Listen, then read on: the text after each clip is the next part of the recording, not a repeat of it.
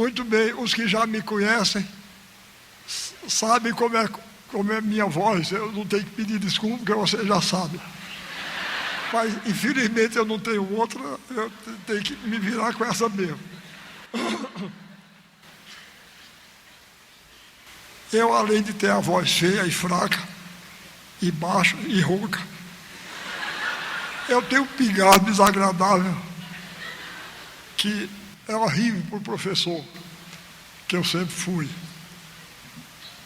Mas agora está até melhor, porque no tempo que eu fui secretário de Dr. Arraes, lá em Pernambuco, eu ficava muito aperreado, porque ele também pigarreava.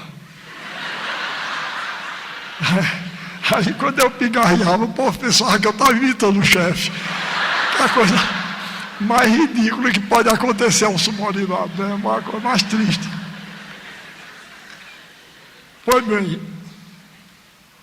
outra coisa que está me preocupando um pouco é que eu já falei aqui em Brasília muitas vezes, nunca para um povo tão grande. Você falei na universidade ou em alguns lugares reservados. Então, eu, como todo contador de história, eu não sei muitas histórias para contar, não. E, ao mesmo tempo, eu gosto muito de contar história. Então, eu estou danado me repetindo. Eu estou com medo que você já tenha ouvido as histórias que eu vou contar aqui hoje. Mas, se alguém já ouviu, eu peço desculpa. Eu me lembro sempre, eu conto sempre uma história de Tobias Barreto.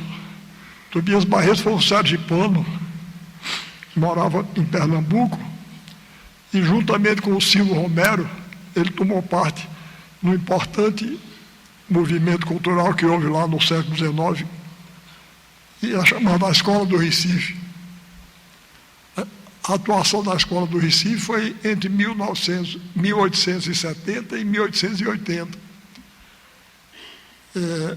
E ele, Tobias Barreto, era pobre, feio e negro. Isso hoje é uma barra difícil, a gente sabe que ser negro não é defeito, mas infelizmente a sociedade agrária e feudal de Pernambuco no século XIX considerava mais uma feiura de Tobias Barreto. E então ele foi muito discriminado. Ele fez 3 concursos para a Faculdade de Direito do Recife, que era a instituição universitária mais importante então que havia. Mais importante, não era a única. Ele fez 3 concursos, ganhava o primeiro lugar, mas ia a famosa lista tríplice, nomeava o segundo ou o terceiro.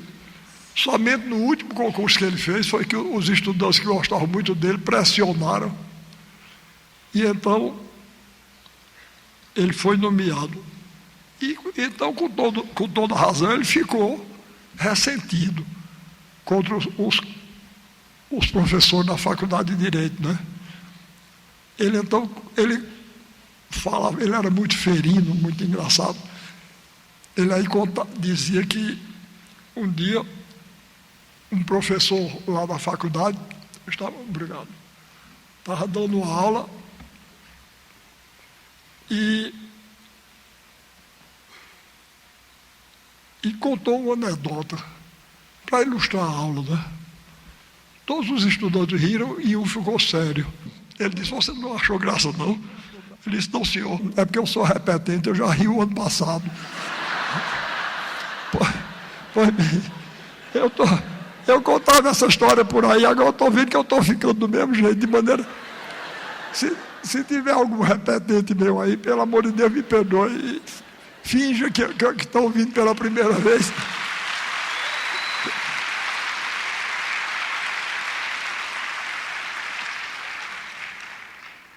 Bom, eu, na condição de secretário de Cultura de Pernambuco, eu criei essa tal aula espetáculo que hoje eu dou em todo canto. Mas, normalmente, lá, eu estou viajando pelo interior do estado todinho. E eu levo comigo músicos, bailarinos e cantores. Mas aqui não dava para fazer isso. E lá mesmo, às vezes, tem dificuldade. Então, eu criei 3 tipos de aula, dessas aulas de espetáculo que eu dou. Eu criei a aula plena, que sou eu, os músicos, os cantores e os bailarinos. Tem a aula reduzida, sou eu e 2 músicos, normalmente o violonista Antônio Madureira, compositor também, e o violinista, o rabequeiro. E tem a reduzidíssima, que sou eu sozinho. Infelizmente para vocês, hoje vai ser uma reduzidíssima. E depois para remediar um pouco isso, eu pensei em fazer umas projeções aqui. A gente gravou já números com os músicos, os cantores e os bailarinos, mas infelizmente houve um problema técnico, de maneira que vocês vão ter que me ouvir só eu mesmo. Mas eu vou tentar. Uma das coisas que eu fazia como professor, eu já fiz muita coisa nessa vida. Até advogado eu já fui. Olha, que me perdoe se tiver aqui alguém que é advogado ou que tem vocação para direito. Não leve a mal o que eu vou dizer, não. Eu estou falando do problema pessoal. No meu tempo, não havia essas opções que tem hoje, não. No meu tempo só tinha 3 opções: medicina, direito e engenharia. Quem era bom em conta de somar, ia ser engenheiro. Não é o meu caso. Eu faço uma conta de somar 4 vezes, dá 4 resultados errados. Cada um diferente do outro. Bom, quem gostava de abrir barriga de lagartixa de manhã ia ser médico. Não gosto. E quem não dava para nada ia fazer direito. Meu caso. Bom, olha, muito obrigado. Muito obrigado. Deixa a luz assim. Eu não gosto de falar desses coisas, não, porque eu não sou ator. Eu gosto de ver o povo. Tá? Obrigado. Obrigado. Aí, resultado, eu não dava para nada, mas não me leve a mal. Os que aqui, porque tem gente que estuda direito por vocação, e é uma bela vocação, mas eu não dava para aquilo, não. Eu fui estudar direito, inclusive porque me juntei com um bando de gente que não dava para nada como eu. Hermílio Palma Filho, que era diretor de teatro, Aloysio Magalhães, que era pintor, artista plástico, José Laurino de Mello, que era poeta, e afim. E nós, na faculdade, fundamos o Teatro do Estudante de Pernambuco, e eu passei os 5 anos. Eu não sei nada de direito. Eu estudava para passar. Uma vez eu estudava assim, para ser aprovado. Agora, para vocês verem, me formei, aí não tinha emprego. Aí tinha um grande advogado lá, de Pernambuco, chamado Murilo Guimarães, e ele me chamou para trabalhar no escritório dele. Então eu fiquei lá, porque por falta de emprego, tinha opção nenhuma. Pois bem, olha, eu nunca sofri tanto na minha vida. Nunca sofri tanto. Inclusive, eu não tenho habilidade nenhuma. E para ser advogado, lá precisa ter grande habilidade, astúcia. Porque senão os ruins enrolam a gente. É como político também. Eu não tenho nenhuma vocação política. Quer dizer, eu milito politicamente como escritor. Sempre me dei, mas quiseram uma vez me escolher qualquer coisa lá. Eu digo, pelo amor de Deus, não faça uma desgraça dessa comigo, não. Tá certo? Eu tenho o maior respeito. A política levada a sério,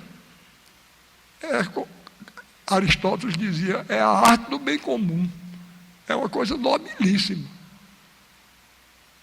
Mas se eu for lá, eu termino enrolado. E não faço nada, tudo errado. Pois bem, agora, vocês imaginem, eu ser advogado, eu não sei. Eu não sei nem usar um telefone. Esses meios, eu estou admirado que esse aqui está bem. Sempre que essas coisas eletrônicas, eu não simpatizo com eles e eles retribuem. A antipatia, está entendendo? De vez em quando faz. Eu estou até admirado que até agora não fez. Pois bem, então eu não gosto de telefone. Quando a moça que trabalha comigo lá já tem ouvido desaforo, que eu telefono para lá, eu quero falar com a Ariano. Ela disse, não está não. Então qual é o número do celular dele? Ela diz, ele não tem celular não. Houve o maior desaforo, que ninguém acredita. Eu quero lá negócio com o celular, um negócio que escraviza a gente. Eu não gosto de telefone nem convencional, quanto mais aquela desgraça do celular. E uma coisa mal assombrada, não é? Aí, pessoal falando com a gente, sem a gente estar vendo a pessoa. Não gosto não. Pois bem, e telefonema para mim tem que ser no estilo tradicional. Tem que dizer tudo. Tem que dizer alô, quem fala. Se não disser isso, eu me atrapalho todo. Pois bem, um dia eu estava no escritório do Dr. Murilo Guimarães, desse advogado. Eu estava sozinho lá perto do telefone. Aí tocou o telefone, eu atendi. Em vez do homem dizer alô, quem fala, o homem disse logo, quem fala? Eu disse, Ariano Suassuna. Ele disse, desculpe, não é para ir não. Aí eu disse, meu Deus, ele queria falar com o doutor Murilo, fiquei com aquela agonia na cabeça. Aí trocou o telefone de novo, eu atendi. Ele disse, quem fala? Eu disse, Murilo Guimarães. Ele disse, como vai você, Murilo? Eu disse, eu não sou o doutor Murilo, não. Ele disse, por que é que diz que é? Eu disse, porque quando eu digo meu nome, o senhor desliga. Aí houve uma pequena pausa lá.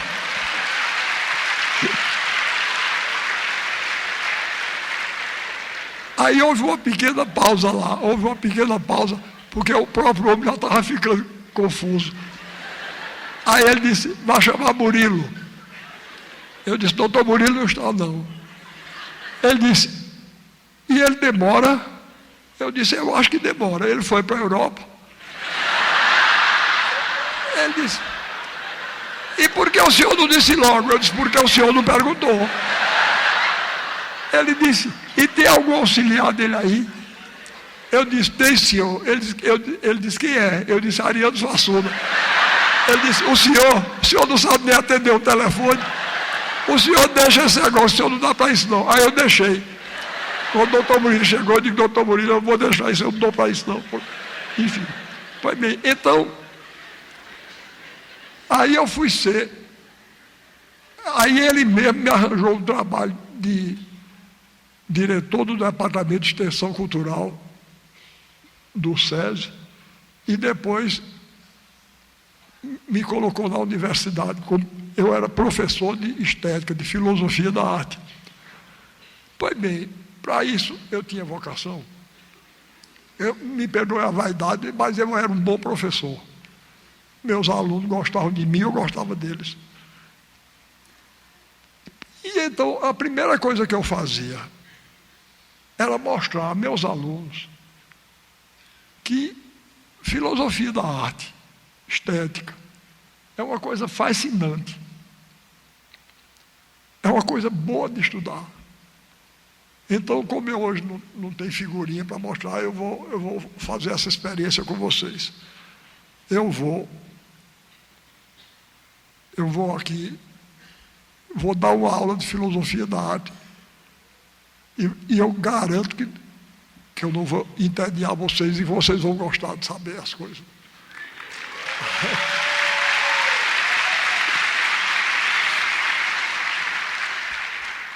É muita pretensão, né? Mas vamos ver se eu vou lá. Vocês precisam tomar cuidado.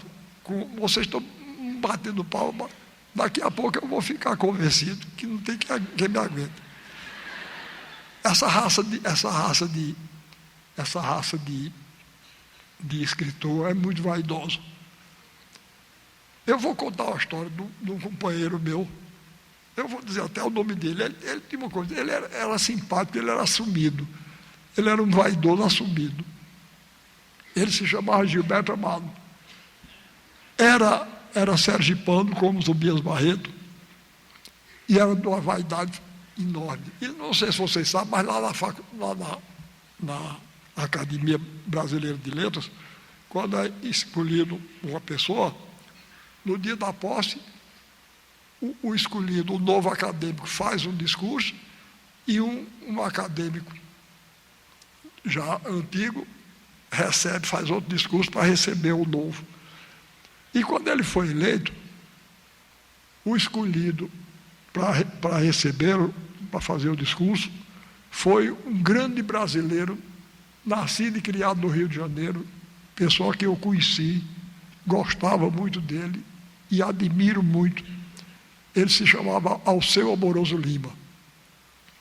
Ele tem uma frase que eu acho que depois vou dizer a vocês, que é um dos meus guias nessa minha peregrinação que eu tenho feito. E todo mundo diz que Dr. Alceu fez um discurso que foi uma maravilha para receber Gilberto Amado, né? No dia seguinte, pela manhã, ele telefonou para a casa do Dr. Alceu. Aí o Dr. Alceu tinha saído, atendeu Dona Maria Tereza, esposa de Dr. Alceu. Aí ele disse: Dona Maria Tereza, é Gilberto Amado. Que beleza de discurso, estou telefonando para agradecer, que beleza de discurso fez Alceu ontem. Aí Dona Maria Tereza disse: é verdade, doutor Gilberto. Inclusive, muita gente já telefonou para aqui hoje para dar os parabéns ao Alceu por causa disso. Todo mundo gostou do discurso. Aí ele disse: também não admiro não, com um assunto como eu era muito difícil. Eu estou dizendo isso para vocês não me darem corda, porque são duas coisas que eu vou. Esse cidadão que veio aqui ainda agora, que me trouxe esse copo d'água, ele é um grande artista plástico, chama-se Alexandre Nóbrega, é meu genro e meu assessor. E para todo canto que eu vou, ele vai, é ele quem me leva. Aí de um certo tempo para cá, ele tem uma pintura belíssima, mas de um tempo para cá ele começou a fazer fotografia. E de repente eu notei, para todo canto que eu ia, Alexandre tirando retrato meu. Até eu tirei uma brincadeira com ele. Eu disse: Alexandre, me diga uma coisa, você está fazendo um ensaio fotográfico para Playboy? Eu digo: se está, a novidade vai ser a seguinte, é que o modelo é feio, velho e está vestido. Aí ele disfarçava e coisa, era para fazer esse livro. Aí, meus amigos Elias Sabag e Marcos Azevedo, esse livro chama-se O Decifrador sou eu. Aí fizeram uma exposição, a exposição está linda. Eu disse: também não admiro não, um assunto como eu.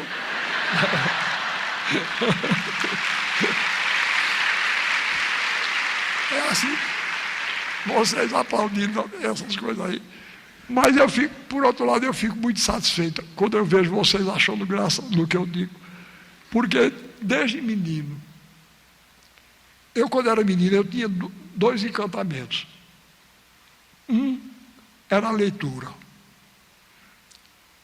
O pessoal hoje me diz, olha, Ariano, a juventude não está mais lendo, não. Eu não acredito. Mas não está mais. Você não fica preocupado, não? Eu disse, eu fico com pena. Porque eu vou dizer uma coisa. Leitura, que coisa boa. Olha, vocês não imaginam a alegria que eu tinha, não. Eu, assim que me alfabetizei, eu comecei a ler.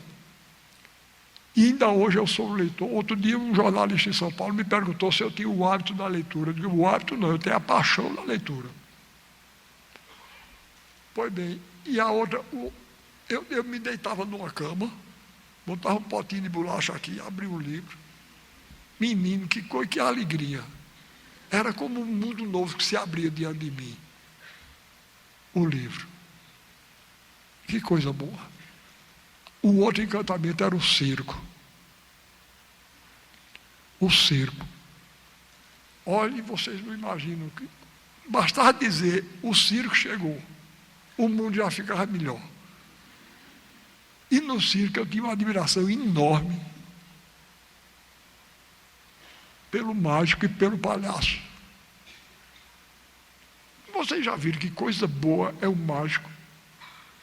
E que coisa boa é um palhaço? Eu vi uma vez um mágico. Ele fez uma coisa. Eu vou ver se eu dou uma pálida ideia. Ele chegou e disse, olha, esse negócio de mágico não tem nada não, isso é habilidade. Aí, por exemplo, eu vou fazer aqui uma mágica. Aí pegou um rolinho de papel assim, ele enrolou, era uma faixinha assim, dos 3 dedos. Ele enrolou, pegou a tesoura, cortou.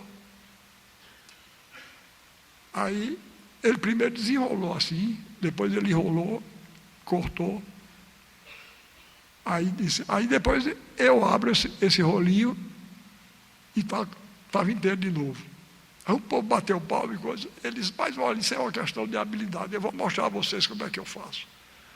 Eu estava com 2 rolinhos aqui, só que eu seguro aqui. Ele estava com 2 rolinhos. Aí ele disse, eu peguei esse, mostrei a vocês, cortei, botei lá de volta. Mas quando eu desenrolei foi o segundo. Está entendendo? Então ele disse, eu peguei o segundo e cortei. Aí eu botei aqui. Estão vendo? Então, repare. O primeiro estava aqui, aí estava inteiro, tirou o segundo, estava inteiro também. Menino do circo quase veio abaixo, eu fiquei encantado. Quer dizer, sai do mundo cotidiano, né? No mundo do mágico, no mundo do circo, é possível uma coisa dessa, aí, cortar uma coisa e ela se emenda sozinha. E o palhaço também. Eu achava, olha o palhaço Gregório, foi o primeiro palhaço que eu vi na minha vida. Era o circo que chegava lá em Itaperoá, minha terra, no sertão da Paraíba. Aí, Gregório, eu devo tanto a Gregório, que, olha, eu vou perguntar aqui, não é por vaidade não. É só que eu quero saber quem me entende. Quem foi aqui que leu o Alto da Compadecida ou assistiu no teatro? Agora, na televisão, eu acho que todo mundo viu, né?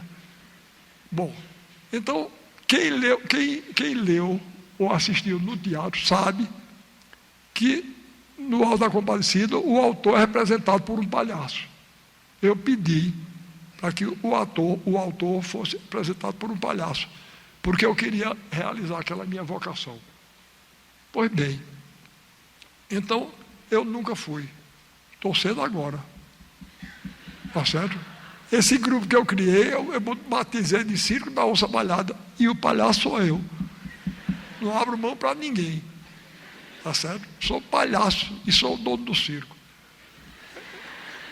E outro dia fiquei orgulhosíssimo. Uma moça de Minas Gerais escreveu um livro, uma enciclopédia sobre o circo no Brasil. E teve até um nome muito bom, Enciclopédia. Em vez de ser enciclopédia, ela foi enciclopédia. E pois bem, aí num capítulo lá, ela dedicou aos circos em atividade no Brasil. E lá está o meu, Circo da Onça Malhada.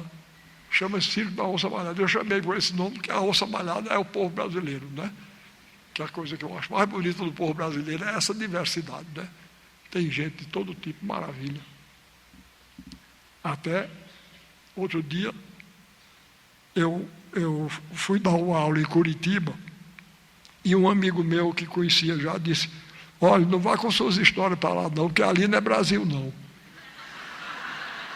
Está vendo? Conversa dele, cheguei lá, era a mesma coisa, o mesmo povo, talvez dá certo, o mesmo povo brasileiro com as mesmas caras. Você veja que coisa, até deu uma coisa muito boa, porque quando eu cheguei lá, eu desci do avião lá, no aeroporto, estava me esperando uma mocinha, que era ligada lá à Secretaria de Cultura, que era quem estava promovendo. Aí ela olhou para mim e disse: fez boa viagem, professor? Eu disse: minha filha, você me desculpe, mas eu não conheço viagem de avião boa, não. Eu só conheço 2 tipos de viagem de avião: as tediosas e as fatais. Eu disse: avião é uma coisa tão ruim que a gente reza para a viagem ser tediosa, não é? Porque quando sai da rotina é para... Pois bem, agora vejam que coisa delicada. Eu cheguei lá, o povo tinha se informado, sabia que eu sou paraibano, e fui adotado como filho por Pernambuco. Então, tinha um grupo lá de jovens, adolescentes, regidos por um brasileiro descendente de polonês. E um grupo de adolescentes. Tinha preto, branco, louro, tinha uma dos olhinhos puxados assim, bonitinha, uma japonesinha. E vejam que delicadeza. Então cantaram um coco da Paraíba, porque eu sou paraibano, e um maracatu de Pernambuco, porque sabe que eu sou filho adotivo de Pernambuco. Vejam, então o Brasil é a mesma coisa. O que mais me admira é essa unidade que o Brasil tem, essa unidade na diversidade. Pois bem, aí eu estava falando em negócio de viagem de avião. Eu não entendo uma pessoa entrar num negócio chato daquele, por prazer, para ouvir aquelas mesmas coisas, com aquele sotaque desagradável, que não é de estado nenhum. Eu já fiz uma pesquisa. Não é de estado nenhum, não é? E outro dia eu via no avião, uma moça até delicada, olhou para mim e disse: a senhora aceita café, senhora? Não sei o que é que está dizendo, não.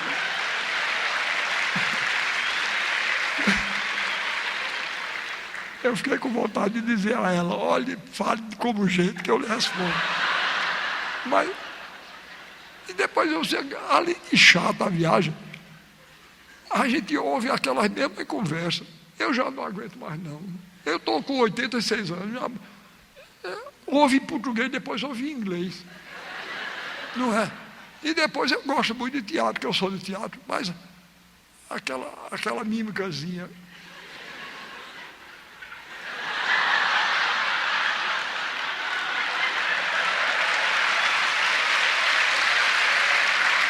É chato demais.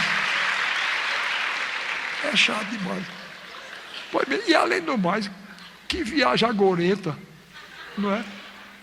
A primeira coisa que eu faço quando eu me sento no avião é olhar. Vocês já viram aquela frasezinha que tem lá, né? Para flutuar, use o assento da poltrona.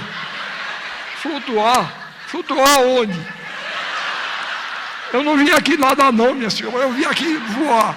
Não é? Repare que agora danado. Para flutuar, use o assento da poltrona. Pois bem, uma vez eu fiz uma viagem cansativa, desgraçada. Eu peguei um avião em Porto Alegre, desceu em Florianópolis, desceu em Curitiba, São Paulo, Rio. Aí eu ia para Belo Horizonte. No Rio, eu troquei de avião. Fui para outro avião. Já eram 7h30, eu já estava moído, cansado, exausto. Aí quando eu me sentei assim, que eu olhei, lá estava a frase. Para flutuar. Aí eu, para tirar os olhos, eu recostei a poltrona assim, olhei para cima. Sabe o que tinha escrito? Bolsa para sobreviver na selva. É para que a gordo da peste? Ou não? Ou não? Vai bem. Então, com essas disposições todas, vejam bem, eu vou tentar, eu gosto muito de rir. E gosto de fazer rir. E eu sinto que nisso, o povo brasileiro é meu companheiro, está entendendo? O povo brasileiro gosta de rir. Até de si mesmo. A gente, não é? Até de nós mesmos a gente manga. Mas o riso é uma coisa muito importante. O riso é uma coisa muito importante.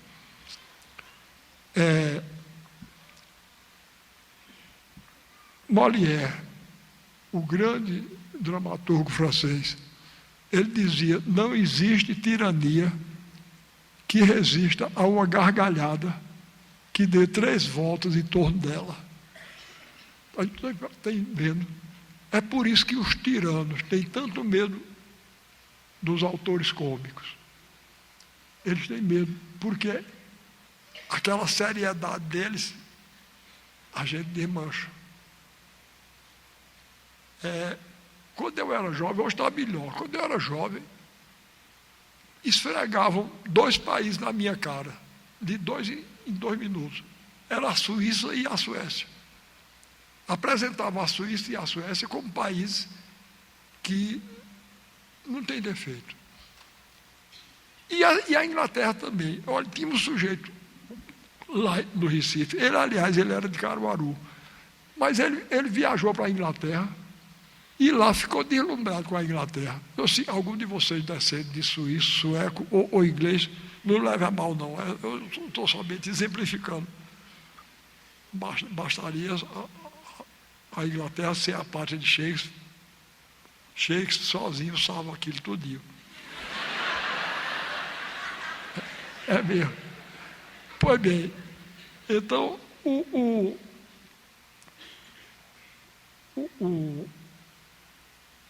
povo suíço esfregava esse povo na minha casa. E esse camarada começou a encher a paciência da gente. Depois ele naturalizou-se em inglês. Aí ele vinha passar temporadas no Recife. Pois bem, ele começou a publicar, num dos jornais do Recife, ele começou a publicar.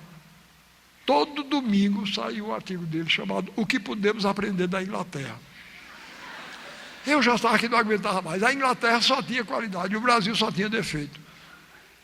Aí eu, no outro jornal, comecei a publicar O que Podemos Aprender da Turquia. Tá entendendo?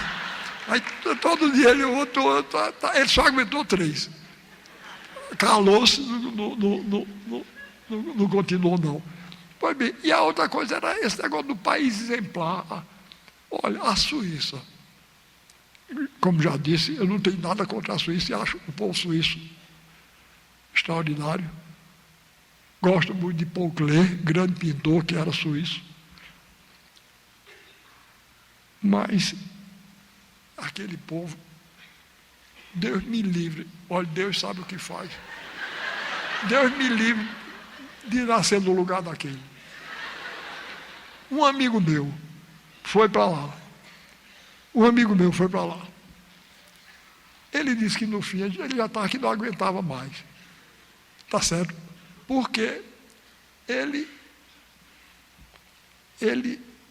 obrigado a cumprir a lei. Assim, nós brasileiros somos muito indisciplinados, né? E ele obrigado a lei. Ele aí disse que estava com tanta vontade de infringir, que ele ficou esperando até meia-noite. Ele esperando na frente da casa dele. No momento em que fechou o sinal, ele atravessou com o sinal fechado.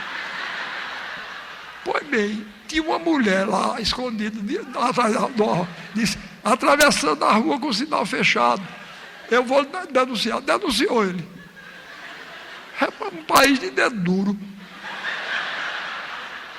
Pois bem, ele mesmo me contou, ele passou outra na Suíça, que eu não sei vocês, mas eu sou um brasileiro típico. Tem uma coisa que eu faço, que dizem que todo brasileiro é assim, eu não sei os outros, mas eu sou.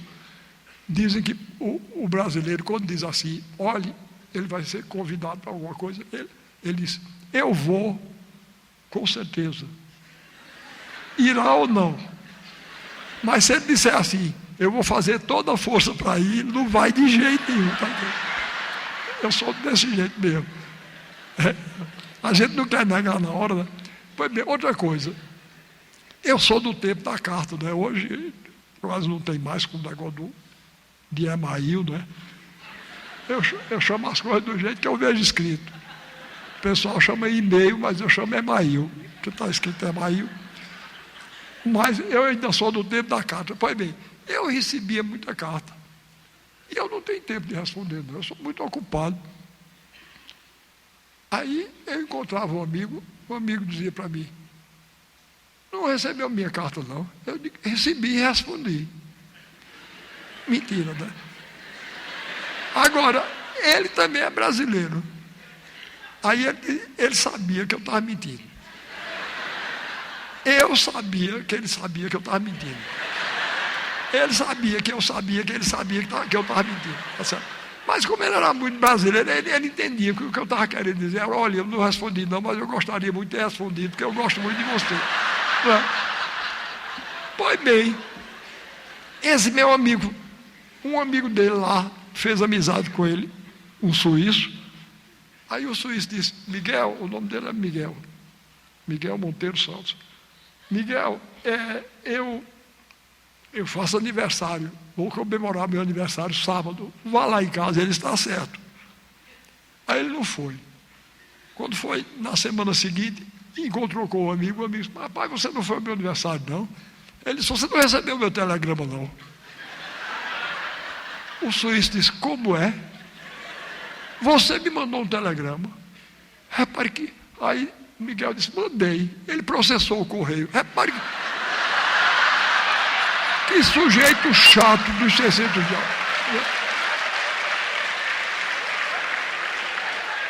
Pois bem, provaram que ele estava mentindo. Ele teve que se mudar. Ele se mudou para a Itália. Ele disse, eu vou para um país como a gente. Repare que Deus me livre de nascer num lugar desse. Tá certo? Deus sabe o que faz. Na Alemanha, se eu nascesse, eu era mudo. Que aquela língua eu não aprendia, não. Aquela língua não é falada, não, é rosnada. Não é? Deus me livre. Que língua feia da peste. E agora, esse negócio de inglês, eu já não aguento mais, não. Outro dia eu peguei um jornal, as 5 ou 10 primeiras linhas da matéria, eu não entendi nada. Tudo assim, e-mail, não sei o quê. Eu não entendi nada. Olha, eu vou dizer uma coisa a vocês. Vocês peguem o analfabeto mais ignorante de Brasília. Pergunta a ele, é por isso que o português, além de ser a língua mais bonita do mundo, não sou eu que digo, não. Era Cervantes, que era espanhol. Ele dizia, o português é a língua mais sonora e musical do mundo. Repare. E a gente com essa língua maravilhosa. Olha, eu vou dizer os versos de Camões. Eu vou dizer os versos de Camões. É uma cantiga de mote e glosa. Vocês sabem o que é mote e glosa? Não. O mote é o motivo que a gente dá ao poeta. A glosa é a variação que ele faz, incluindo o verso que a gente deu. Os cantadores do Nordeste têm isso. Olha, eu vou fazer um negócio, antes de recitar os versos de Camões, eu vou recitar uma glosa que um cantador nordestino fez. Eu dei um mote a ele, repare que não é fácil. Eu dei um mote: a vida venceu a morte. Eu vou dizer uma coisa: a glosa que ele fez com esse mote, Calderón de la Barca, o grande poeta espanhol do século XVII, ele assinaria.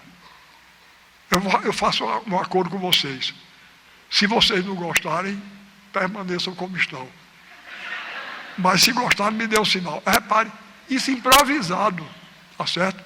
Foi improvisado na hora, eu sou testemunha. Eu dei o mote a ele. Pois bem, ele fez a glosa seguinte: na vida material, cumpriu o sagrado destino. O Filho de Deus divino nos deu glória espiritual. Deu o bem, tirou o mal, livrando-nos da má sorte.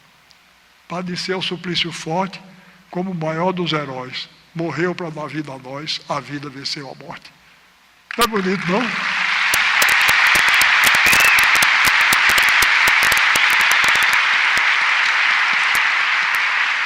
Pois bem, Camões pegou uma cantiga popular portuguesa do tempo dele e glosou.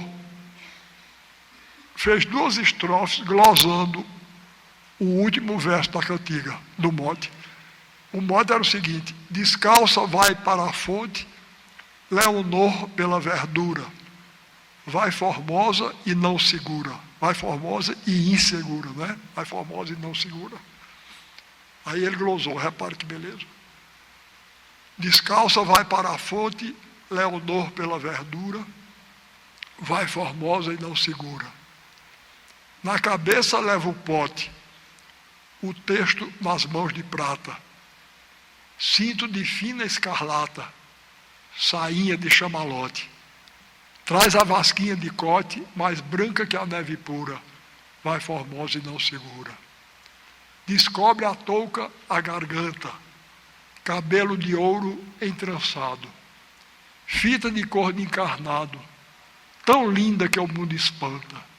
Chove nela graça tanta, que dá graça à formosura, vai formosa e não segura. E aí?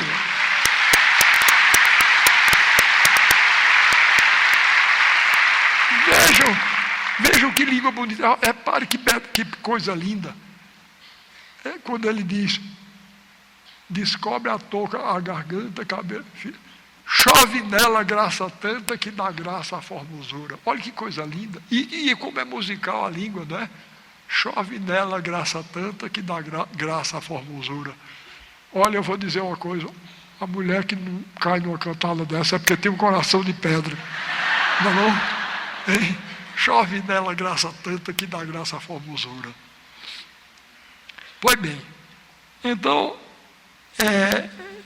como eu estava dizendo, vocês procurem o analfabeto mais ignorante de Brasília.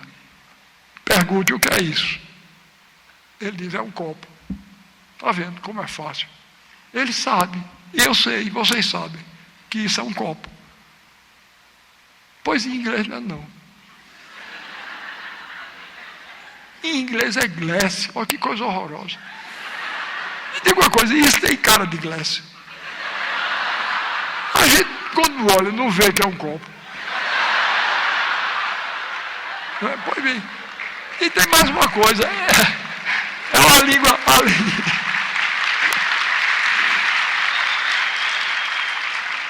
Além de feia, é uma língua pobre. Porque em inglês, copo é glass e vidro é glass. A gente tem 2 palavras, tem uma. Para dizer um copo de vidro, em inglês dizer um glass de glass.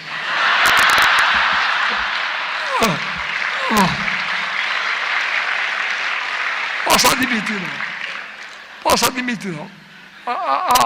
A língua portuguesa é o meu material de trabalho. Eu escrevo em português, eu falo português. E eu não abro mão dela de jeito nenhum. Para estar agora com essas coisas, não aceito não. Não aceito não. Outro dia, eu fui dar uma aula num colégio do Recife. Quando eu cheguei lá, estava uma faixa: no dia do estudante, o colégio tal oferece a seus alunos uma aula show do professor Ariano Suassuna. Eu disse, tira a faixa, senão não dou aula. Eu não dou aula show, não. Eu dou aula espetáculo. E show.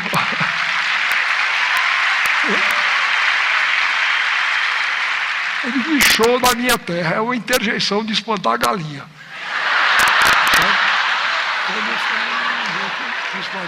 Só li o horóscopo. Pois bem. Então, eu gostando de rir, gostando de fazer rir. Eu desde muito moço, eu comecei a querer saber por que é que a gente acha graça em determinadas histórias. Pois bem, é essa aula que eu sei que eu estou falando demais, mas eu acabo já. Obrigado, mas não me dei muito na corda não, que eu falo muito, viu? Eu falo muito. Eu tenho isso em comum com o Fidel Castro, eu falo.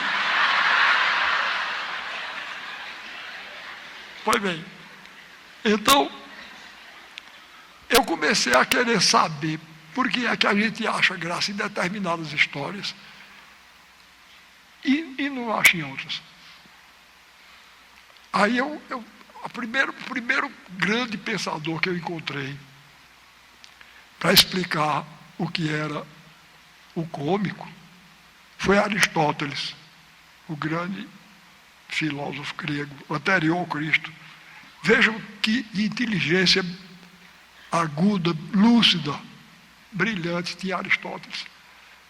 Ele definiu o cômico como sendo uma desarmonia de pequenas proporções e sem consequências dolorosas. Repare, uma desarmonia. Bom, bem, eu vou contar uma história a vocês, eu não sei se vocês conhecem, não sei se alguém aqui já me ouviu contar. Eu tenho a maior admiração por essas histórias. O povo brasileiro é de uma criatividade extraordinária, não é? Inventa as histórias mais maravilhosas do mundo. Que povo inventivo danado é o nosso. Às vezes as pessoas dizem, Ariano, você tem uma imaginação danada. E a imaginação nada, eu copio. Eu copio coisas que o povo brasileiro faz. A minha peça mais conhecida, mais popular, de longe, disparada, é o Auto da Compadecida. Pois bem, eu me baseei para fazer aquela peça, eu me baseei em histórias do povo brasileiro. Eu vou recitar um folheto que foi um dos que me motivaram a escrever o Auto da Compadecida. Então, eu vou dizer, assumo mesmo, peço a mesma coisa a vocês. Se não gostarem, permaneçam, mas se gostarem, me dê um sinal. Outro dia me perguntaram aqui a que eu atribuía o poder de comunicação do Auto da Compadecida. Eu disse, eu posso dizer isso sem nenhum cabotinismo, sem nenhuma vaidade, porque não atribuo a mim, não. Eu atribuo a força das histórias populares nas quais eu me baseei para escrever o Auto da Compadecida. Bom, então eu vou dizer o folheto que eu conhecia desde menino. Eu vi se contar um caso que fiquei admirado. Um sertanejo me disse que no século passado viu-se enterrar um cachorro com honras de potentado. Um inglês tinha um cachorro. No folheto era um inglês, mas eu não quero em peça minha, eu não quero inglês nem para eu falar mal. Tá certo? Então eu botei um padeiro brasileiro mesmo. Mas no folheto era um inglês. O inglês tinha um cachorro de uma grande estimação. Morreu o dito cachorro. E o inglês disse então, me enterra este cachorro, ainda que gaste 1 milhão. Foi ao vigário e lhe disse, morreu o cachorro de mim, e o urubu do Brasil não poderá dar-lhe fim. Olha a arrogância inglesa, né? Se fosse o urubu inglês, não podia ser, mas o urubu brasileiro, e o urubu do Brasil não poderá dar-lhe fim. Cachorro deixou dinheiro, perguntou-lhe o padre assim, mim quer enterrar cachorro, Disse o vigário: ô inglês, você pensa que isso aqui é o país de vocês? Disse o inglês: com cachorro gasto tudo desta vez. Ele, antes de morrer, um testamento aprontou. 6 contos de réis em ouro para o vigário deixou. Antes do inglês findar, o vigário suspirou. Coitado, disse o vigário, de que morreu esse pobre? Que animal inteligente, que sentimento nobre. Antes de ir para a cova, fez presente do cobre. Leve lá para a igreja que eu vou encomendar. Isto é, traga o dinheiro antes dele se enterrar. Que esses sufrágios fiados é possível não salvar. E lá se foi o cachorro, o dinheiro foi na frente. Teve imponente o enterro, missa de corpo presente, ladainha, etc, etc. Melhor do que certa gente. Mandaram contar ao bispo que o vigário tinha feito o enterro de um cachorro, o que não era direito. O bispo reclamou muito, mostrou-se mal satisfeito. Mandou chamar o vigário. Pronto, o vigário chegou. Às horas, sua excelência, o bispo lhe perguntou: então, que cachorro foi que o reverendo enterrou? Foi um cachorro importante, animal de inteligência. Ele, antes de morrer, deixou para Vossa Excelência 3 contos de réis de ouro. O vigário resolveu rachar, né? Ele, antes de morrer, deixou para Vossa Excelência 3 contos de réis em ouro. Se eu errei, tenha paciência. Não errou não, meu vigário. Você é um bom pastor. A culpa é do... Desculpe eu incomodá-lo. A culpa é do portador. Um cachorro como esse se vê que é merecedor. Não tá vendo?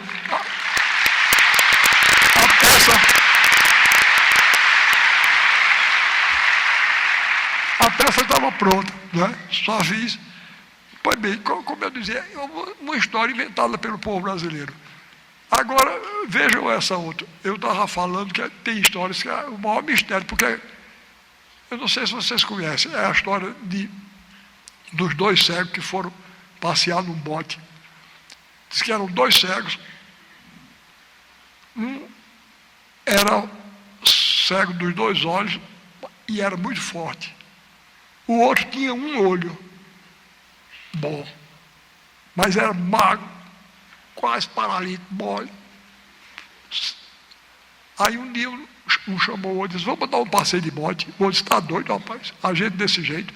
Ele disse: não, você que é forte, rema, e eu que tenho um olho, eu vou ali no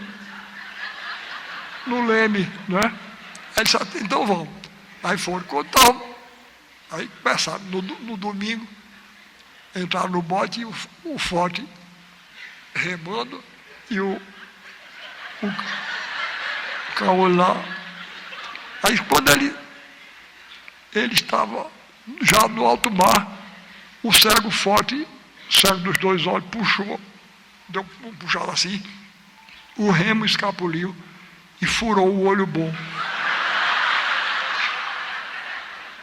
Aí quando ele furou, aí ele disse: pronto. Quando ele disse pronto, outra pessoa que tinha chegado desembarcou.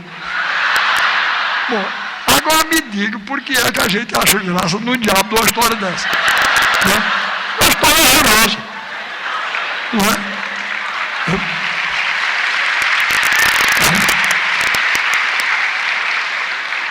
Mas vocês vejam o seguinte, e eu estou dizendo isso para comentar a definição de Aristóteles, não sei se ainda estão lembrados. Uma desarmonia de pequenas proporções e sem consequências dolorosas. A primeira coisa que eu fiz foi comunicar a vocês que era uma história inventada pelo povo brasileiro. Então, os 2 cegos são 2 personagens abstratos, imunes ao sofrimento, né? Não sofrem, eles não existem. E depois, mesmo assim, tem um momento perigoso da gente sentir compaixão, que aí o riso desaparece. É o momento em que fura o olho. Eu, de propósito, então, eu fiz um gesto de palhaço, não é? Aí eu disse: pronto. Aí vocês riram, claro, porque eu anestesiei a sensibilidade de vocês, para vocês não se aperceberem das possíveis consequências dolorosas da ação. Estão entendendo? Vejam como a definição de Aristóteles é aguda, não é? Bom, dito isso, eu disse a minha admiração pelo povo brasileiro, pelas histórias que ele inventa. Agora, eu tenho especial predileção por histórias de 3 tipos. Eu gosto muito de mentiroso, de doido. Eu gosto muito de mentiroso, de doido e de palhaço. Eu gosto muito de mentiroso, doido e palhaço.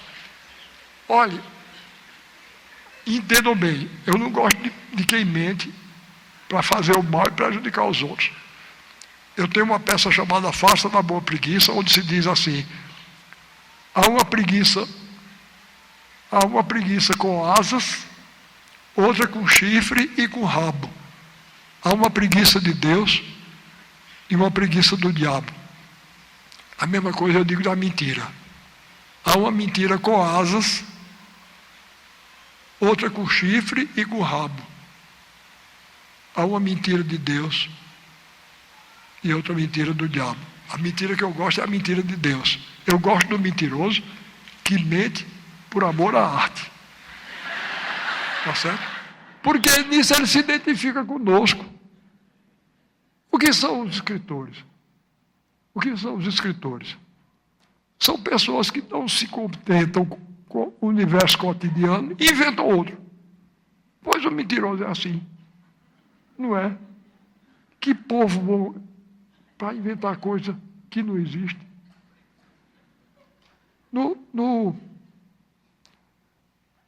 Lá no Recife, eu estou cultivando um mentiroso.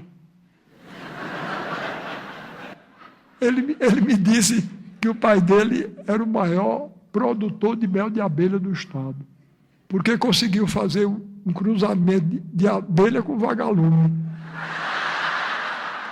E os mestiços trabalham de dia e de noite, à luz das velas. É uma maravilha. Tá bom.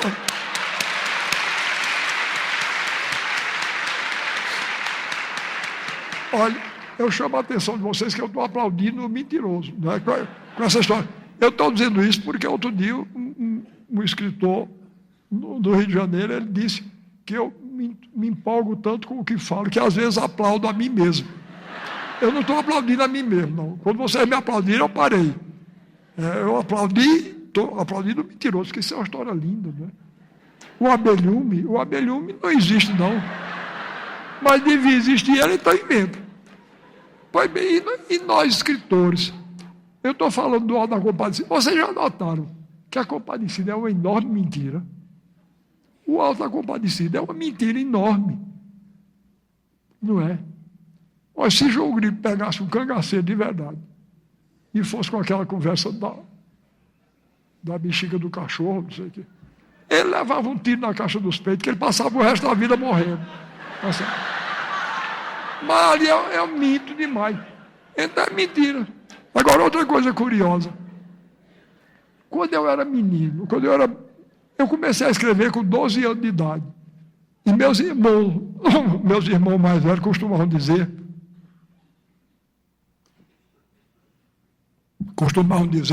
que eu era um assassino danado. Porque quando eu não sabia o que fazer com o personagem, eu matava. E é verdade.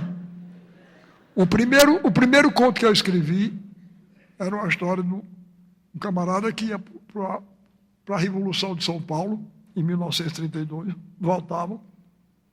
Quando ele chegava de volta para o sertão da Paraíba, encontrava a mulher dele com um urso. Aí matava a mulher e o urso e se suicidava. Matei os 3. Sobrou ninguém.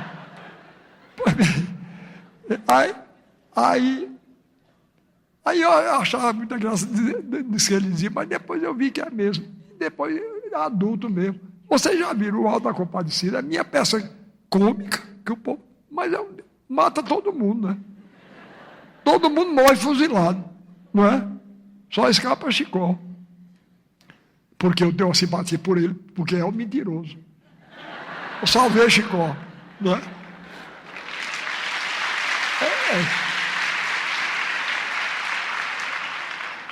E Chicó, é o que eu digo a vocês, eu copio. Chicó existiu mesmo, e se chamava Chicó. E era um mentiroso. É uma coisa. Eu vou contar a vocês uma história que eu não coloquei no Alto da Compadecida. Veja que história boa. Ele falava que ele tinha passado um tempo no Amazonas. Aí você imagina um mentiroso com um motivo desse, não é? E ele contava histórias tremendas da Amazônia. Uma delas está lá no Alto da Compadecida, aquela história do Pirarucu, não é? Que puxou ele para cima. 3 dias e 3 noites. E o sujeito perguntou: e você não sentia fome, não? Eles fome, não, mas era uma vontade de fumar danada.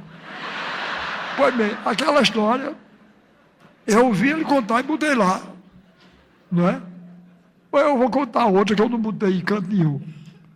Ele disse que quando ele estava no Amazonas, ele era muito requisitado para cuidar de gado, né? Porque ele sabia, ele era nordestino, do sertão, e aí ele era muito requisitado pelos fazendeiros para tomar conta do gado. E ele disse que tinha um cachorro lá, uma cachorra treinada para ajudar no trabalho com o gado, né? Aí um dia ele disse que estava no mato com o rebanho, espirrou uma vaca assim, entrou no mato para a carreira. Aí eles tomou a cachorra. Pega, pega. Sumiram-se a vaca e a cachorra. 6 anos depois, ele disse, ele já estava em Itaperuá, né, que é a minha terra, lá no sertão da Paraíba, já estava em Itaperuá. Aí ele vinha no ônibus assim, de repente ele disse: para, que eu estou conhecendo a garupa daquela vaca. Pararam o ônibus, Chicó desceu. Aí ele disse: quando eu cheguei lá, estava a vaca. E eu tinha feito uma maldade inconsciente. Eu não me lembrei. Eu não expliquei à cachorra que era para levar para o curral do Amazonas. Ela tinha trazido.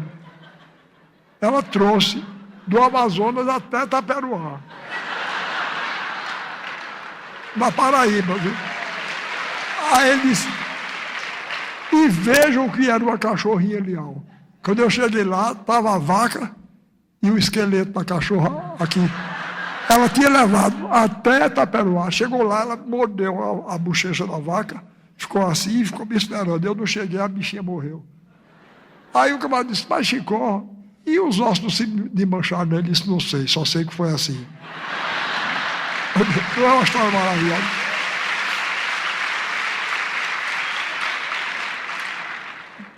Pois bem, então, depois eu acabo já. Vou se lembrando aí, até agora eu falei da definição dada por Aristóteles. Mas para a gente chegar na essência do cômico, a gente precisa de muitos pensadores. Inclusive, Kant, grande filósofo alemão, ele deu uma definição muito boa do cômico, que a gente, combinando com a de Aristóteles, ajuda muito. O cômico, segundo ele, tinha o elemento de surpresa. Primeiro, tinha o elemento de surpresa. O mau contador de história deixa logo a gente saber o fim, né? Quando chega no fim, a gente ri por educação. Não é? Esse elemento de surpresa, de Kant dizia. Então, é a súbita redução, quer dizer, com o elemento de surpresa, súbita redução de uma tensa expectativa a nada. A gente ri quando a gente está cria-se uma expectativa grande e, de repente, essa expectativa é reduzida a nada. A gente, então, ri. Recentemente, eu estive num pastoril no Recife e o velho de pastoril tirou uma brincadeira lá que é isso mesmo. Ele foi apresentar as pastoras dele. Botou 5 moças assim. Disse: essas são minhas pastoras e eu vou dizer o nome delas. Pata, Peta, Pita, Pota e Creusa. A gente cria a expectativa, não é de... Então, vocês vejam, eu não gosto de palavrão, tá certo? Eu não gosto de palavrão. Eu acho uma coisa vulgar e sem graça. Eu fui outro dia ao espetáculo do ator cômico. Ele não era do Recife, não, mas estava lá fazendo uma temporada. Eu não ri nada, até quase o fim do espetáculo. Eu não ri nada, porque ele só fazia dizer palavrão. Não tinha novidade nenhuma para mim. Eu conhecia todos. E eu conheço até mais, porque eu sou de origem rural e de formação urbana. Eu sei os palavrões do campo e da cidade. Eles só sabiam da cidade. Eu não achei graça. Eu só gosto do palavrão quando é dito com inteligência. Freud disse uma coisa muito boa sobre o cômico. Ele disse que o cômico é a revelação do obsceno por baixo do simbólico, sendo o simbólico mostrado por palavras de aparência inocente. Repare como isso é curioso. Então, eu vou contar uma pequena história nordestina e brasileira para vocês verem o exemplo típico da teoria de Freud. Então, o pessoal conta que numa feira do sertão, no Nordeste, estava um profeta que ganhava a vida profetizando as coisas dos outros, né? A vida dos outros.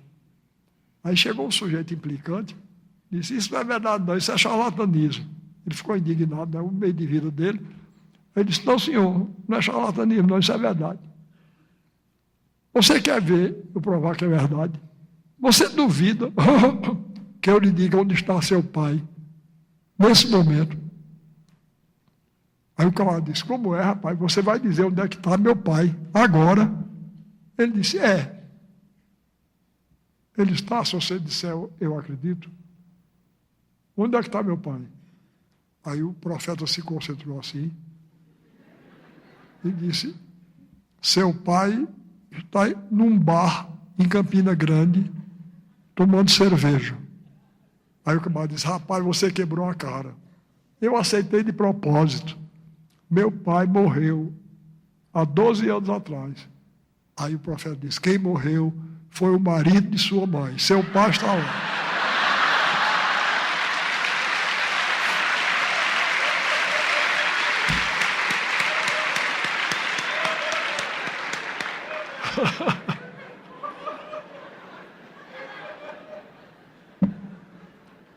Então, repare, já passei a vocês 3 definições, não é?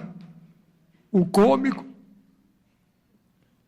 é uma desarmonia de pequenas proporções, sem consequências dolorosas, não é? Aristóteles. Segundo, o cômico é a súbita redução de uma tensa expectativa a nada. Kant. Agora Freud. O cômico é a revelação do obsceno, do sexual e do obsceno por baixo de palavras de aparência inocente. Não é? Então, vocês por aí já têm uma medida de como é interessante o estudo da filosofia da arte. Não é? Estamos aqui vendo a teoria do cômico. Outra coisa, o grande pensador francês Henri Bergson, ele dizia que o cômico resulta da superposição do mecânico ao vivo. Vejam bem, eu sei que fica bem difícil de entender assim, mas eu vou explicar e vocês vão entender. Ele dizia que a gente ri quando a gente espera um acontecimento ou uma história que tenha a inventividade e a graciosidade da vida. a mobilidade da vida. E, em vez disso, o que aparece é alguma coisa de mecanizado, de grosseiro. Ele dizia uma coisa muito curiosa: por que é que a gente acha graça numa queda? Aí ele dizia: porque se o espírito mergulhasse a carne de tal maneira que a carne também se espiritualizasse, nós nunca cairíamos. Ao escorregar, nós faríamos um movimento gracioso de recuperação, mas a gente cai feito uma tábua. Mecanicamente, vem a superposição do mecânico ao vivo. Estão vendo? Ele perguntava: por que é que os gêmeos são engraçados? Realmente, não sei se vocês já viram, eu já vi. Trigêmeos iguais. Por exemplo, se eu tivesse 2 irmãos gêmeos, eu entrava aqui agora, vocês aceitavam. Aí entrasse outro igualzinho. Aí vocês já ficar. Quando entrasse o terceiro, vocês caíram na gargalhada. Por quê? Porque dá a impressão que a gente tinha sido fabricado em série, não é? Mecanicamente, não é? Outra coisa, ele dizia: por que é que um movimento, por que é que um tique nervoso, por que é cômico? Ele dizia: porque dá a impressão de que uma mecânica se instalou no corpo da pessoa. Tique nervoso, né? Dá a impressão que ele é governado por uma mecânica, que não tem liberdade sobre os seus movimentos. Então, ele dizia: o movimento é cômico quando dá a impressão de que uma mecânica se instalou no gesto da pessoa. Eu contei essa história já aí na televisão, não sei se vocês viram. Lá no Recife, tem um sujeito, eu não sei se ele não é mais vivo, não, um camarada chamado Benedito Mucica. Eu não sei nem o nome dele, o apelido era esse. Chamavam também calango elétrico. Porque ele não controlava o movimento, não, né? Pois bem, aí o pessoal conta, no tempo que calango elétrico era vivo, era no tempo tinha uns bondes no Recife, chamavam bonde Zeppelin, porque eles eram feitos da cor de alumínio. Aí disse que um dia, e não tinha cobrador não tinha borboleto não, naquele tempo era um cobrador que vinha cobrar a gente. E tinha até a metade, da frente até a metade do bonde, as cadeiras eram assim, a gente ficava, mas da metade para o fim, tinha 2 bancos compridos, que o pessoal chamava cara dura, porque a gente sentava e ficava olhando, o bonde saía assim, a gente olhando, cara dura. Pode ver, aí disse que um dia calango elétrico.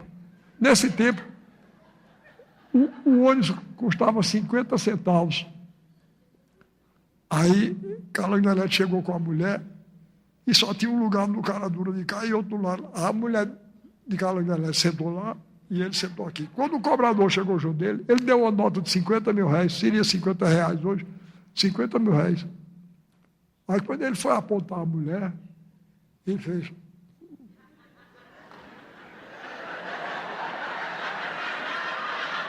Aí o sujeito deu R$1,50 de troco. Ele pagou todo mundo, porque a pessoa que ele está...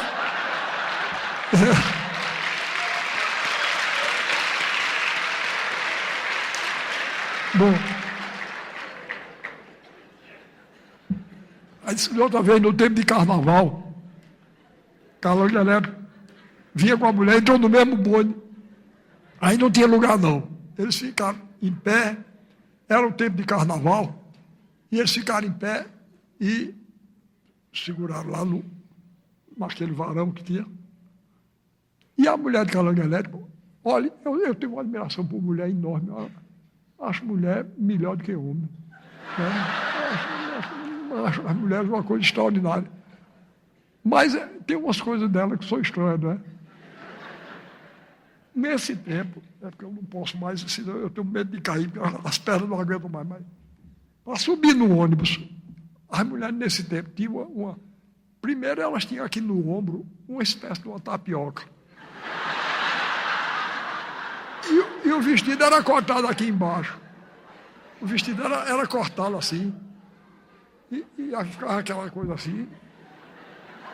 Feita as dragonas de Deodoro da Fonseca. E no joelho era tão apertado que para subir no ônibus, ela subiu assim. Não podia fazer isso.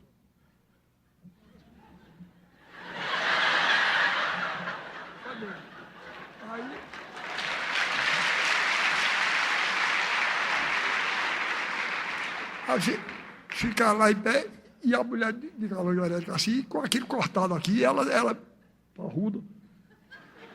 Aí sobrava um pouco da musculatura aqui. Aí lá vinha um bêbado. Aí quando ele avistou aquilo, ele não aguentou. Aí, deu um beliscão na musculatura. Aí Calangarete puxou o revólver para tirar do bêbado. Mas quando ele puxou o revólver, ele fez... Pá! Atirou para trás. Aí quando ele atirou, vinha subindo um bombeiro com aquele calango assim, naquele cap, né? Aí a bala passou aqui e arrancou. O bombeiro não quis conversa, correu até o quartel dele, chegou lá e disse: seu comandante, não deixa ninguém no estieiro, não, é um bairro lá do Recife. Não deixa ninguém no estieiro. Está uma perseguição aos bombeiros lá, horrível. Olha, eu não fiz nada, levei um tiro aqui que eu não sei como não foi bem. Então, é a história de Bergson, né? É uma mecânica instaurada no gesto da pessoa. Enfim, vocês estão vendo que o estudo da filosofia da arte pode ser uma coisa interessante. Então, eu quero agradecer profundamente, Penhora. Muito obrigado. Muito obrigado.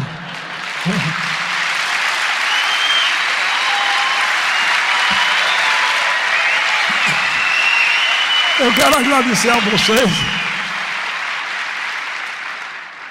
porque eu vou dizer, eu não vinha não. Eu vim porque sou eu, tá certo? Vocês me fizeram essa alegria de estar aqui, esse povo todinho. Pois bem, então, para concluir, eu vou concluir contando uma história que me aconteceu há pouco tempo. Quando eu me tornei secretário do governador Eduardo Campos, um deputado que se dá cordialmente comigo e com o Eduardo, mas política, ele está do outro lado, e resolveu fazer um discurso na Assembleia lá, contra, e terminou sobrando para mim. Olha, vocês não sabem o que eu tenho andado no Recife, em Pernambuco, não. Eu não gosto de viajar, mas eu meti na cabeça, de contar outra história. Eu vou contar uma história. Eu não sei se vocês devem ter recebido um programa. Olha aí. A arte como missão.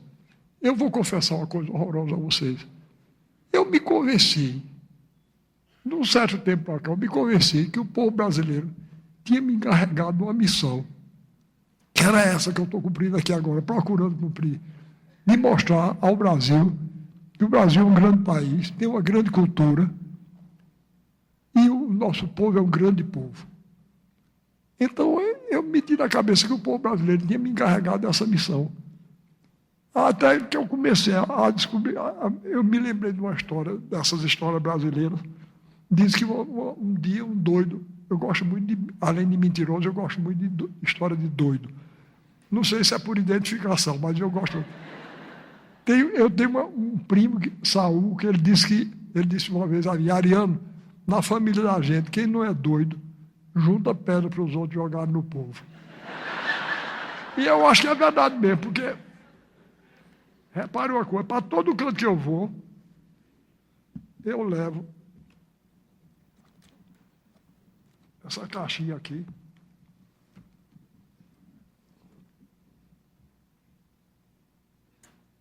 Olha, eu vou botar aqui para vocês verem pelo barulho que é.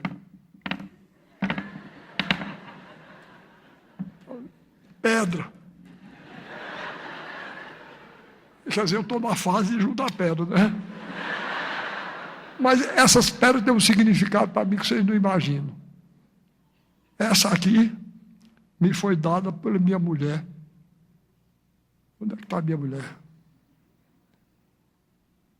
Zélia, cadê você? Hein?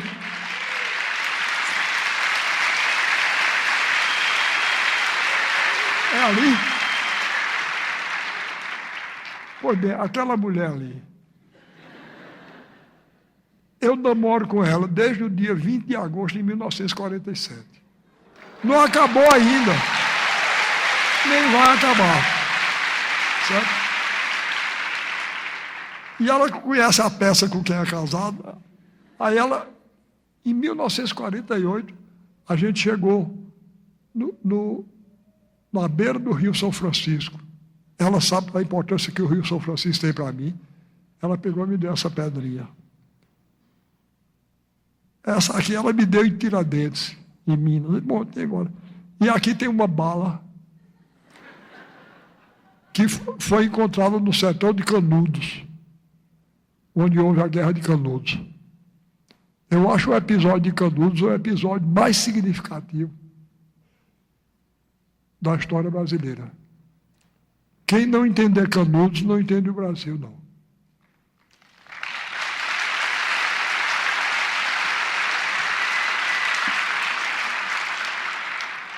Machado de Assis dizia que no Brasil existem dois países. Ele dizia, o país real é bom, revela os melhores instintos, mas o país oficial é caricato e burlesco. Nós todos somos nascidos, criados, formados e deformados pelo Brasil oficial. Mas eu espero que vocês façam como eu. Não estou me dando como exemplo, não. Foi somente que eu tive essa ideia quando eu era muito moço.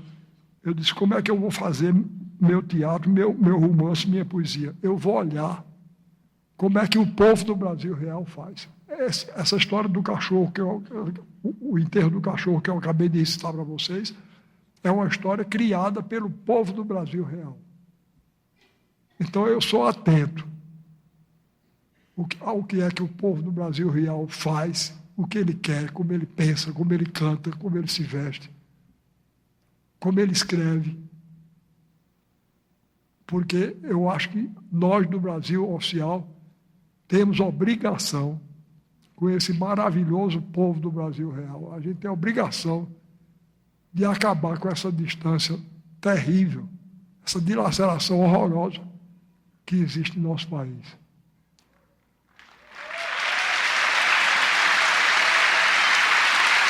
Obrigado.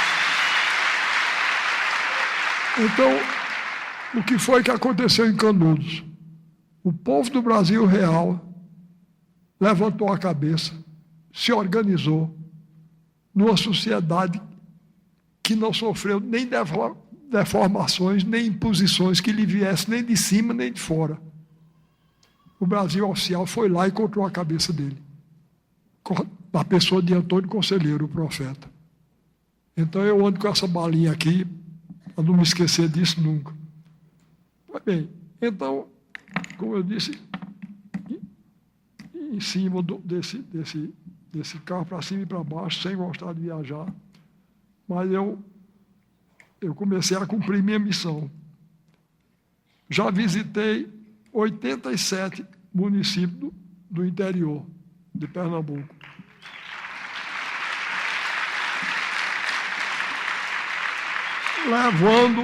Levando o espetáculo para lá, porque eu acho que eu tenho a obrigação de mostrar ao povo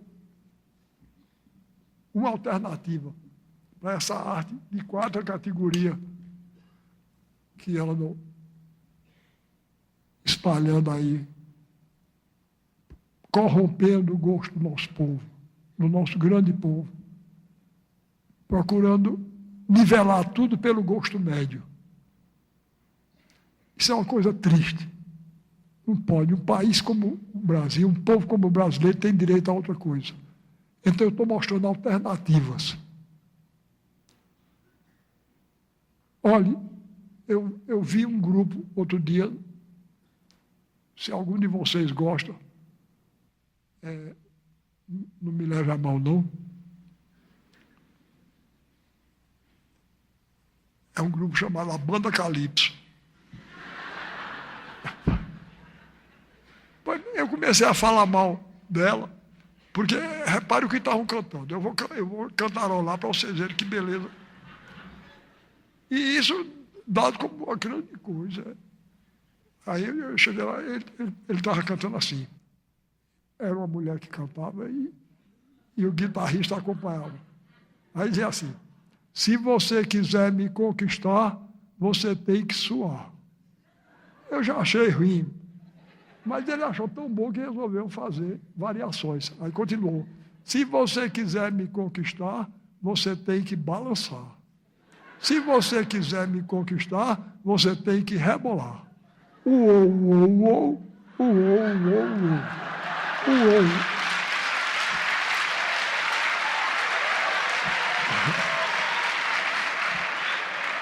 Pois bem, meu neto chegou junto de mim e disse: vovô, não esteja perdendo tempo falando mal da Banda Calypso, não, porque existe coisa muito pior, que é que eu lhe mostro, de Deus me livre. Não é? Eu sei lá se isso é contagioso, não é? Aí eu parei, mas voltei. Recentemente, aí eu voltei a falar. Eu parei de falar, porque realmente tem coisa, ele me mostrou, tem coisa muito pior. Mas aí, eu voltei, porque eu cheguei em São Paulo, aí estava na primeira página do jornal.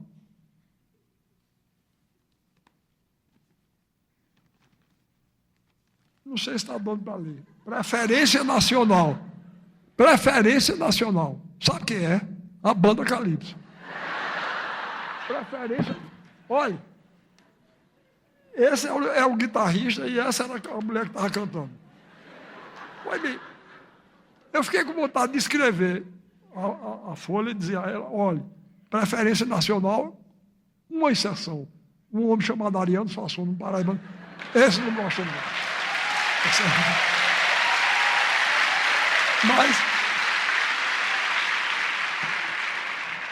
Mas o que me deu mais raiva,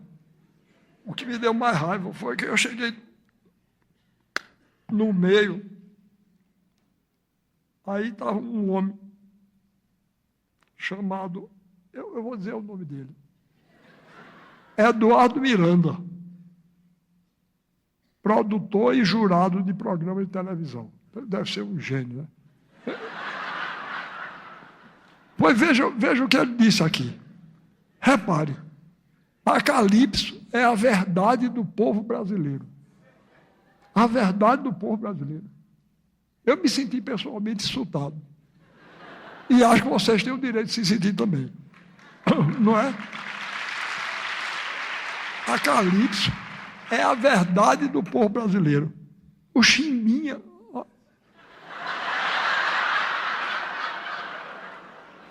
O Chimbinha é um guitarrista genial. Eu digo: olha, eu sou um escritor brasileiro. Meu material de trabalho é a língua portuguesa.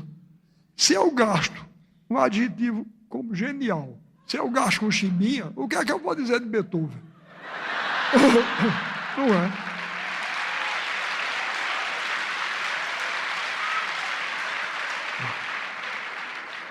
Pois bem, ao mesmo tempo em que eles são musicalmente interessantes, uou, uou, uou. Ao mesmo tempo que eles são musicalmente interessantes, eles têm, agora isso foi que me irritou mais, eles têm uma coisa super brega, que é a cara do Brasil. Tá bom. A cara do Brasil é super brega. Eu digo: eu um dia me encontro com esse homem.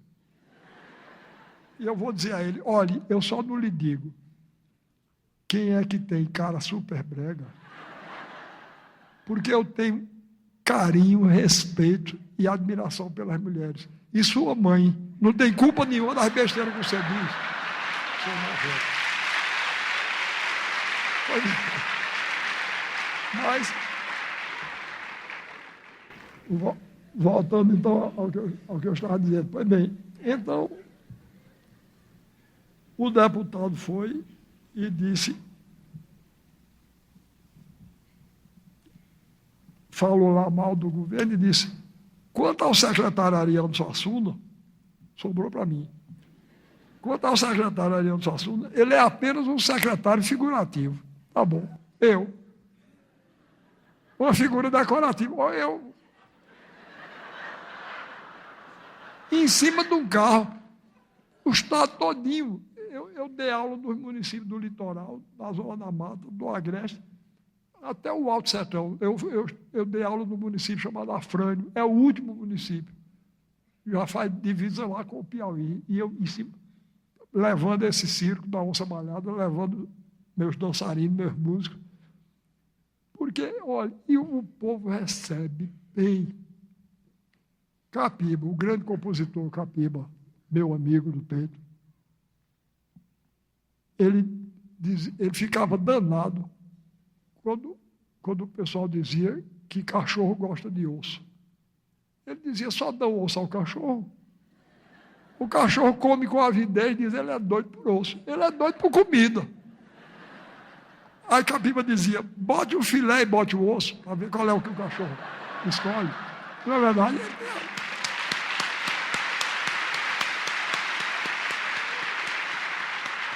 Pois bem, o que está me deixando indignado é que não estão dando direito ao povo brasileiro, principalmente aos jovens, o direito de entrar em contato com o filé. Só dão osso a eles.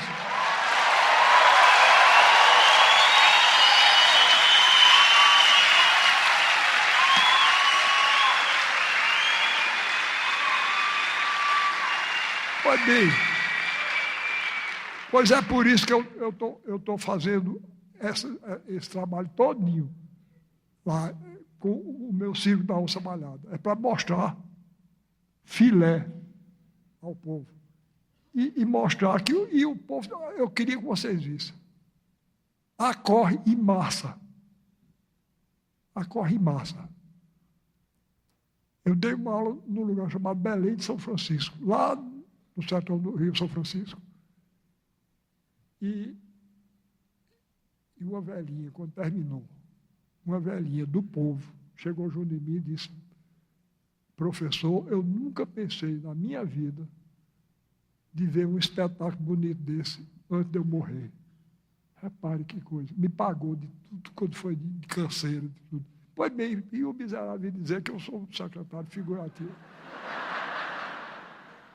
Quer dizer, o governador tinha me nomeado só para eu ficar com cara de secretário. Sim. E para ele dizer que conta comigo na equipe. Olha, inclusive eu não gosto, não. Se tem algum secretário aqui, não leve a mal, que eu estou brincando. Eu não gosto de ser chamado por um fato muito... Lá quando eu era menino, no sertão da Paraíba, tinha lá um jumento vadio que eu andava na rua sem dono. Sabe como era o nome dele? Secretário. Aí eu vou lá me orgulhar do negócio dele.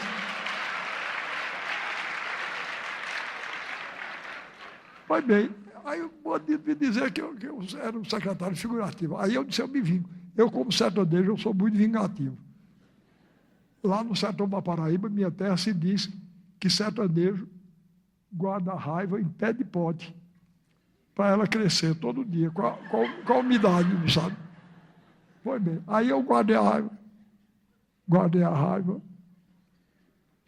Aí um dia eu estava no teatro, algum mês, ele fez um discurso na Assembleia, saiu uma noticiazinha bem pequena no jornal.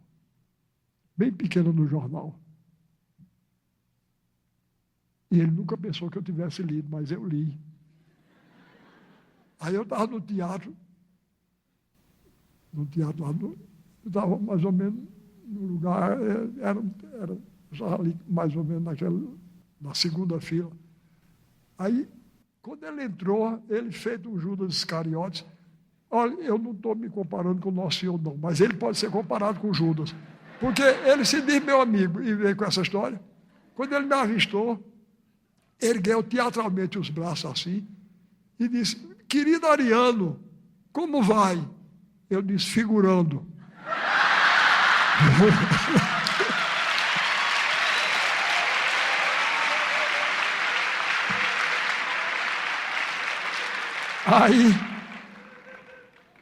Aí eu disse, ele aí perdeu um pouco assim a graça e disse: você não sabe com o que é carinho. Eu disse aquilo. Aí eu disse: eu imagino como não é você quando fala com raiva.